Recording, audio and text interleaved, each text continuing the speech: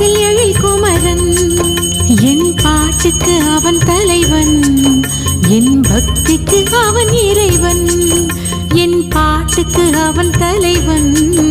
என் பக்திக்கு அவன் இறைவன் தோரணமலை முருகன் அவன் தோற்றத்தில் எழில் குமரன்